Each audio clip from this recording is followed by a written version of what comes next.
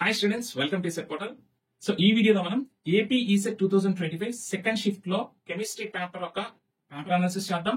అలాగే ఏమైనా అబ్జెక్షన్స్ ఉన్నాయా, కీ అబ్జెక్షన్స్ అవి రైజ్ చేద్దాం. అలాగే డీటెయిల్ సొల్యూషన్స్ కూడా రివీల్ చేద్దాం. ఓకే, సో ఫస్ట్ మనం పేపర్ అనాలిసిస్ చేద్దాం. సో ఇది chemistry 25 questions. So the quantum number which describes the shape of an atomic orbital is indicated by this symbol. Straight question ఇది. Okay, straight question, basic question, azimuthal quantum number అన్నమాట. Okay, so answer చేయొచ్చు. కానీ ఇక్కడ students ఏంటంటే chemistry కొంచెం confusion గా ఉంటుంది అన్నమాట. రెండు ఆప్షన్స్ ఇది అంటే ఆ కన్ఫ్యూజన్ క్రియేట్ అవుతుంది. సో మేము ప్రిపేర్ అయినప్పటి నుంచి కెమిస్ట్రీ అంటే ఎప్పుడు కన్ఫ్యూజన్ ఉంటుంది. క్వశ్చన్స్ చూడడానికి ఈజీగా ఉంటాయి, విన్నట్టే ఉంటాయి. ఆన్సర్ చేసేటప్పుడు ఏంటంటే ఆ కన్ఫ్యూజన్ క్రియేట్ అవుతుంది, ఆప్షన్స్ లో కన్ఫ్యూజన్స్ క్రియేట్ అవుతుంది. దానివల్ల మీరు ఏంటంటే మిస్కాలిక్యులేషన్స్ తో తప్పు పెట్టే ఛాన్సెస్ ఎక్కువ ఉంటాయి అన్నమాట కెమిస్ట్రీలో ఎప్పుడు కూడా. సో అది మేము ప్రిపేర్ అయినప్పటి నుంచి అది అలాగే కంటిన్యూ అవుతుంది. సో బట్ ఎవరైతే కొంచెం ఎక్కువ హార్డ్ వర్క్ చేస్తారో వాళ్ళు స్కోర్ చేయగలరు. లేకపోతే కొంచెం మోడరేట్ గా 15 to 20 మార్క్స్ మధ్యలో వస్తుంది కొంచెం ఎఫర్ట్ పెడితే. బట్ లేదా మినిమం ఒక 10 to 15 మార్క్స్ అయితే స్కోర్ చేయొచ్చు. బట్ ఇక్కడ పేపర్ ఎలా ఇచ్చారో చూద్దాం. ఫస్ట్ క్వశ్చన్ అయితే స్ట్రైట్ క్వశ్చన్ ఇచ్చారు. Next, no two electrons in an atom can have the same set of 4 quantum numbers. This is known as direct question. And key objection ఉంది. కెమిస్ట్రీలో ఇదే ఆప్షన్ తప్పించారు. అది హున్స్ రూల్ అవ్వదు, polish principal అవుతుంది. మనకి కీలో Hund's rule అని చెప్పి మనకి తప్పించారు. మనకి ఆన్సర్ ఏమో పాలిస్ ప్రిన్సిపల్ అన్నమాట. దాని ఎక్స్ప్లెనేషన్ కూడా ఇక్కడ ఇచ్చారు. మన యాప్ లోంచి డౌన్లోడ్ చేసుకుని చదవండి. ఓకే, చూడండి ఒకసారి ఎందుకు అవ్వదని. సో నెక్స్ట్, ఇది మంచి క్వశ్చన్. అంటే ఇది స్ట్రైట్ గా అడగకుండా ఇండైరెక్ట్ గా అడిగారు అన్నమాట. ఓకే, సో చూడండి అది అలా. In the elements with atomic number Z is equal to 1 to 20, how many of them have no unpaired electrons in their ground state? Okay, unpaired electrons ground state లో లేనివి ఎన్ని ఉన్నాయని అడుగుతున్నారు. చూడండి, Z1 to Z20 వరకు మనం ఇలా solve చేసుకుని వెళ్తే చూడండి అలాంటివి మనకి 6 ఉంటాయి అనమాట. 1 to 20. ఓకే, 1 to 20 6 ఉంటాయి. అది క్వశ్చన్. ఓకే, సో అవేంటి అంటే helium, beryllium, neon, magnesium, organ, calcium అనమాట. ఓకే, సో మీరు చేయొచ్చు కానీ కొంచెం టైం కన్స్యూమింగ్ అండ్ చాలా ట్రిక్కీగా ఇచ్చినట్టు అన్నమాట. So next, which of the following is not a property of covalent bonds? Okay, so ఇది కూడా ట్రిక్కీ క్వశ్చన్ ఇచ్చారు. చూసారా, ఇక్కడ ఎందుకంటే ట్రిక్కీగా అడిగితే అప్పుడు ఏంటంటే కొంచెం డిఫికల్ట్ గా ఫీల్ అవుతాం. ఓకే, ఆ ప్రాక్టీస్ లో మనకి తెలుస్తుంది అనమాట. ఓకే, సో ఆప్షన్ ఎందుకంటే the reactions between them are fast అనేది ఆప్షన్. ఓకే, సో నెక్స్ట్ ఏంటంటే sum of the covalent bonds in H2, N2 and HCl is sum of the covalent bonds. మూడిచ్చి ఇక్కడ మనకి sum of the covalent bonds మనం calculate చేయమన్నారు. ఆ covalent bonds sum ఏంటంటే total covalent bonds ఆ మూడిట్లో ఏమైనా bonds in H2, bonds in N2, bonds in HCl మనం యాడ్ చేసినట్లయితే some of the total covalent bonds వస్తుంది. చూడండి, స్ట్రైట్ క్వశ్చన్ కాదు, ట్రిక్కీ. ఆ క్వశ్చన్ అర్థం చేసుకుంటే మనం చేయగలం, లేకపోతే కన్ఫ్యూజన్ అయితే క్రియేట్ అవుతుంది. అది కన్ఫ్యూజన్ క్రియేట్ అవుతుంది. ఆ కన్ఫ్యూజన్ సో బేసిక్ క్వశ్చనే కానీ కన్ఫ్యూజన్ క్రియేట్ అయ్యే విధంగా క్వశ్చన్ తయారు చేశారు. స్ట్రైట్ గా మనకి ఏంటంటే మనం స్ట్రైట్ గా అడగలేదు క్వశ్చన్, ఇండైరెక్ట్ గా అడిగారు. సో ఇండైరెక్ట్ గా అడిగినప్పుడు మనకి ఏంటంటే we'll feel difficulty, right? Next చూడండి, how many grams of NaOH is required to prepare 5 liter of 0.1 solution. Next, atomic weight ఇచ్చారు, atomic weight of hydrogen, oxygen, ఇవన్నీ అన్ని ఇచ్చారు. అటామిక్ వైట్స్ కూడా రెడీ ఇచ్చారు.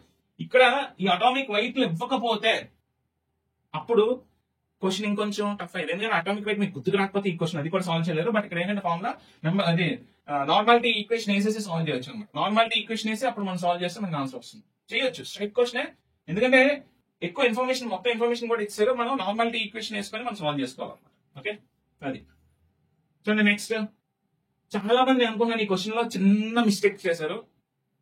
చిన్న కన్ఫ్యూజన్ లో చూడండి, నియర్ బై ఆన్సర్స్ ఇచ్చారు. చూడండి, 2.85 into 10 power 23, 2.85 into 10 power 24. చాలా మంది ఇక్కడ 23 పెట్టేశారు. కొంచెం జాగ్రత్తగా స్లోగా, అంటే టైం అనేది టైం బౌండ్ ఎగ్జామ్ కదా, ఇక్కడ కొంచెం ఇబ్బంది పడిన వాళ్ళు 23 పెట్టారు. కొంచెం నెమ్మదిగా నింపాటుగా చేస్తాను 24 కరెక్ట్ ఆన్సర్ పెట్టారు. చూడండి, ఆ క్యాలిక్యులేషన్ నేను ఇక్కడ చేశాను. చూడండి. Okay, so next, the equivalent weight of which of the following is the highest? ఇచ్చిన వాటిలో ఈక్వలెంట్ వెయిట్ దేనికి హైయెస్ట్ ఉన్నాను. సో చూడండి, 4 ఆప్షన్స్ మనం క్యాలిక్యులేట్ చేసుకుంటే మాలిక్యులర్ వెయిట్ ఇచ్చి ఇక్కడ మాలిక్యులర్ వెయిట్ ఇచ్చి మనం ఈక్వలెంట్ వెయిట్ క్యాలిక్యులేట్ చేయమంటున్నాడు. Okay, so next question, 25 degrees centigrade the ionic product of a 0.01 molar HCl solution is. Okay, so ఇవన్నీ కూడా స్ట్రైట్ క్వశ్చన్స్ కానీ కాన్సెప్ట్ అర్థం చేసుకోగలగాలి. ఈ మోడల్స్ మనం ఆల్రెడీ మన కెమిస్ట్రీ దీంట్లో కోచింగ్ లో మనం చెప్పాము, ఫ్యాకల్టీ ఇవన్నీ డిస్కస్ చేశారు. దాన్ని అప్లై చేయడం రావాలి, క్వశ్చన్ అర్థం చేసుకోగలగాలి, అప్లై చేయడం రావాలి. ఓకే, సో అది మీరు ప్రాక్టీస్ చేసి ఉండకపోతే ఇది మీరు కష్టంగానే ఫీల్ అవుతారు. Okay, next, which are the following combinations gives a buffer solution? Straight question, standard question, straight question. Okay. So next, a current of 0.5 amps is passed through molten AlCl3 for 96.5 seconds. The volume of Cl2 gas liberated at STP at anode in ml is. Calculate చేయొచ్చు. Straight గా అయితే calculate చేయలేం, ట్రిక్కీగా ఉంటుంది, number of formulas వాడాలి, కొన్ని steps పడతాయి, ఇవన్నీ చేస్తేనే అవుతుంది, డైరెక్ట్ గా అయితే రాదు. ఓకే, ఫస్ట్ చార్జ్ క్యాలిక్యులేట్ చేయాలి, moles of electrons involve calculate చేయాలి, తర్వాత క్లోరిన్ ప్రొడక్షన్ క్యాలిక్యులేట్ చేయాలి, అప్పుడు volume of Cl2 at STP calculate చేయాలి. అది ఓకే, డైరెక్ట్ గా అయితే రాదు. ఓకే, అది next. So the amount of substance deposited due to the passes of 1 farad of electricity is called. Direct question, straight question, equivalent rate అన్నమాట. Okay, so next, what is the EMF of this cell అని అడుగుతున్నారు. అది question చూడంగానే భయపడకుండా జాగ్రత్తగా question చూసి అసలు ఈ కాన్సెప్ట్ చూసి ఈ మోడల్ ఆఫ్ క్వశ్చన్ సాల్వ్ చేసి ఉంటే దట్ ఈజీ క్వశ్చన్ ఇది. ఓకే, ఫార్ములా EMF ఇస్ ఈ క్యాథోడ్ మైనస్ ఈ యానోడ్. క్యాథోడ్ అయితే యానోడ్ తెలుసుకుని జస్ట్ ఏంటంటే నొటేషన్ ఇంపార్టెంట్. సో మైనస్ ఉంది, ఇక్కడ మైనస్ లేచాడు, రెండు యాడ్ చేస్తే ఆన్సర్ వస్తుంది 0.94 వోల్ట్స్. అయిపోయింది, straight question, simple question, easy to solve question అనమాట. ఓకే, నెక్స్ట్ ఇక్కడ కాన్సెప్ట్ తెలియాలి చేయాలంటే చూడండి, standard direction potential of A B C respectively అని ఇచ్చి దాని order of the reducing power అని అన్నారు. కాన్సెప్ట్ అర్థమైతే మనం చేయగలం. So next, with which of the following anions magnesium and calcium ions from salts responsible for permanent hardness of water. Okay, ఇది కూడా కాన్సెప్ట్ ఓరియంటెడ్. సో అసలు మనం వాటర్ ట్రీట్మెంట్ చదువుతున్నప్పుడు బేసిక్ కాన్సెప్ట్ చదువుతున్నప్పుడు ఇది కంపల్సరీ అడుగుతున్న క్వశ్చన్. సో పర్మనెంట్ హార్డ్నెస్ కి ఎవరు కారణం అవుతున్నారు, టెంపరీ హార్డ్నెస్ కి ఎవరు కారణం అవుతున్నారు అని చెప్పి ఖచ్చితంగా మనం స్టార్టింగ్ లోనే అసలు వాటర్ ట్రీట్మెంట్ చదువుతున్నప్పుడే ఫస్ట్ హాఫ్ అన్ అవర్ లోనే చదువుతాం. సో అక్కడే ఉంది స్ట్రైట్ క్వశ్చన్ అది. Okay, exhausted permutit is regenerated by washing with. చూసుకోండి, డైరెక్ట్ క్వశ్చన్, స్ట్రైట్ క్వశ్చన్ ఇదే, పెరిమిడిక్ ప్రాసెస్ లో స్ట్రైట్ క్వశ్చన్ ఇది. ఓకే, నెక్స్ట్ ఇక్కడ చూడండి, టోటల్ హార్డ్నెస్ క్యాలిక్యులేట్ చేయమన్నాడు. సో టోటల్ హార్డ్నెస్ క్యాలిక్యులేట్ చేయడానికి మనకు కొంచెం ఈక్వేషన్స్ ఇచ్చి ఇవన్నీ చేసుకుంటూ వెళ్ళాలన్నమాట. ఓకే, టోటల్ PPM లో క్యాలిక్యులేట్ చేయమన్నాడు, చెయ్యొచ్చు. కొంచెం చిన్న టైం పడుతుంది, 1 minute లో చేయలేం కానీ టైం పడుతుంది, మనం చెయ్యొచ్చు. ఓకే, మేము టైం కన్స్యూమింగ్ క్వశ్చన్ బట్ మనం చేసేయచ్చు ఇది. ఓకే, సో నెక్స్ట్, 2 స్టేట్మెంట్లు ఇచ్చాడు, ఆ స్టేట్మెంట్ లో 2 కరెక్టా కాదా, 2 రాంగా, కాన్సెప్ట్ అర్థం, కాన్సెప్ట్ తెలియాలి. సో కాన్సెప్ట్ తెలిస్తేనే ఆ ఇచ్చిన స్టేట్మెంట్ కరెక్టా కాదా, ఓకే సెకండ్ స్టేట్మెంట్ కరెక్టా కాదా, ఇవన్నీ తెలుస్తుంది. ఓకే, కరెక్షన్ గురించి straight question. Next, rust is chemically direct question. చూడండి, Fe2O3 XH2O is hydrated ferric oxide. Straight question. Okay. So next, the monomer of Teflon is X. The number of fluorine atoms in X is. So fluorine atoms are known. This is that straight question. Okay. So next question. Backlight is an example of. So thermosetting and thermoplastics ki difference తెలుస్తే మనకు సరిపోతుంది. Okay. So backlight దేని కిందకి వస్తుంది అనేది తెలియాలి. Okay. Discuss చేస్తూనే ఉంటారు కదా, నియోప్రిన్ రబ్బర్ స్ట్రక్చర్ అడుగుతూ ఉంటారు. ఈ స్ట్రక్చర్ లో మనం గుర్తుపెట్టుకోవాలి కొంచెం. ఓకే, నియోప్రిన్ రబ్బర్ యొక్క స్ట్రక్చర్ మనం గుర్తుపెట్టుకోవాలి. ఓకే, మెయిన్ ఏంటంటే 2 క్లోరిన్ సబ్స్టిట్యూయెంట్స్ అంటే స్ట్రక్చర్ ఇన్ క్లోరిన్ సబ్స్టిట్యూయెంట్స్ ఎక్కడ ఉన్నాయో చూడాలి. అది చూడండి, ఇది చూసి చెప్పవచ్చు. అప్పుడు ఈ స్ట్రక్చర్ చూస్తున్నప్పుడు ఇది ఉంది, క్లోరినే ఉండాలి, ఇది ఇక్కడ క్లోరిన్ ఉంది, రిమైనింగ్ ఏ స్ట్రక్చర్ లోనే క్లోరిన్ అసలు లేనే లేదు చూడండి. దాన్ని బట్టి మీరు చెప్పవచ్చు.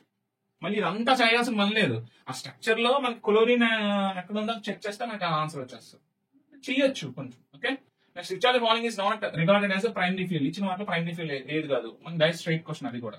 Okay, so next, pH of acidic rain water is general in the range of. ఇది మరి స్ట్రైట్ క్వశ్చన్ అయితే కాదు, కానీ మనం యాసిడ్ బేసిస్ లో మనం చదువుతాం కదా. సో ఏ సొల్యూషన్స్ కి ఎంత ఎసిడిటీ బేసిసిటీ ఉంటుంది, రేంజ్ ఏంటి అలా. సో కొంచెం మరి ఇది ఈ క్వశ్చన్ కొంచెం అర్థం చేసుకొని మనం ఆన్సర్ చేయగలుగుతాం. Okay, so next, in dash part of than atmosphere ozone layer is present. ఏ లేయర్ లో ప్రెసెంట్ అయ్యి ఉంటారు మనకు ఓజోన్ లేయర్. ఇది స్ట్రైట్ క్వశ్చన్, ఎన్విరాన్మెంటల్ కెమిస్ట్రీలో స్ట్రైట్ క్వశ్చన్. ఓకే, సో ఇది కెమిస్ట్రీ మనకి పేపర్ అనాలిసిస్. ఓకే, మనం స్కోర్ చేయొచ్చు. కొన్ని ట్రిక్కీ అడిగాడు, ఫార్ములా బేస్డ్ అడిగారు. నేను చాలాసార్లు చెప్పాను, ఎలక్ట్రోకెమిస్ట్రీ, యాసిడ్ బేసిస్ వీటిలో ఖచ్చితంగా మనకి ఏంటంటే న్యూమరికల్స్ అడుగుతాడండి. సో ఇప్పుడు ఈసారి న్యూమరికల్స్ బాగానే అడిగారు. ఓకే, సో మనకి ఏంటంటే అవి మనం ప్రాక్టీస్ చేయకపోతే కొంచెం చేయడానికి డిఫికల్టీ ఫీల్ అవుతాం. మోడరేట్ పేపర్ అని చెప్పొచ్చు.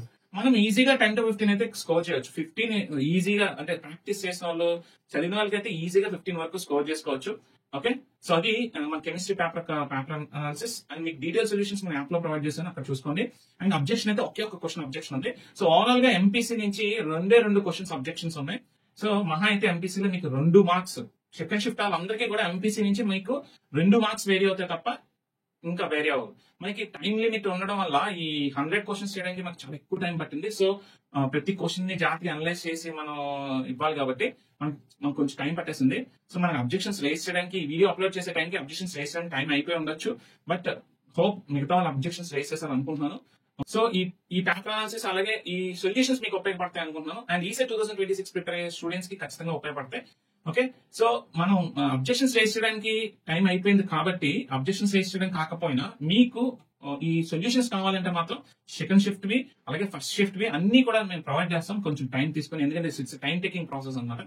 ఓకే, సో ఈ వీడియో ఎలా అనిపించిందో అలాగే మ్యాథ్స్, ఫిజిక్స్, కెమిస్ట్రీ మీరు ఎలా ఫీల్ అయ్యారో, ఏది టఫ్ గా ఫీల్ అయ్యారో, ఓకే అసలు పేపర్ అనాలిసిస్ చేసిన తర్వాత మీరేమనుకుంటున్నారో అనేది మన కామెంట్ సెక్షన్ లో పోస్ట్ చేయండి. సో ఎంపీసీ చూసినట్టయితే ఎంపీసీ నుంచి రఫ్ మినిమం 60 మార్క్స్ అయితే స్కోర్ చేయొచ్చు. అసలు సెకండ్ షిఫ్ట్ ఎంపీసీ నుంచి అయితే 60 మార్క్స్ మినిమం స్కోర్ చేయొచ్చు బేసిక్. సో 60 మార్క్స్ మీరు స్కోర్ చేసేటట్టు ఉంటే మాత్రం ఖచ్చితంగా అది మోడరేట్ పేపర్ అని చెప్పొచ్చు, అంటే ఈజీ టు మోడరేట్ పేపర్ అని చెప్పొచ్చు, టఫ్ అయితే కాదు. సో ప్రతిసారి ఎప్పుడు కూడా కనీసం ఒక 15 to 20 క్వశ్చన్స్ టఫ్ క్వశ్చన్స్ ఉంటాయి. ఓకే, సో 60 మార్క్స్ మీరు స్కోర్ చేస్తున్నారంటే అది టఫ్ పేపర్ అవ్వదు. ఓకే, మనకి ఈజీ టు మోడరేట్ పేపర్ అవుతుంది. సో బట్ ఈజీ వైపు ఇంకొంచెం ఇటుపక్కే మొగ్గుతుంది తప్ప అసలు మోడరేట్ నుంచి టఫ్ అటుపక్క వెళ్ళదు. సో మీకు ఈ వీడియో ఎలా అనిపించిందో మా కామెంట్ సెక్షన్ లో పోస్ట్ చేయండి. సో వీడియో నచ్చినట్లయితే ఒక లైక్ ఇవ్వండి, అలాగే మీ ఫ్రెండ్స్ తో షేర్ చేయండి, సబ్స్క్రైబ్ చేయడం మాత్రం మర్చిపోవద్దు. సో మరొక ఇంట్రెస్టింగ్ వీడియోతో మళ్ళీ కలుద్దాం. Stay tuned to ECET portal. Thank you.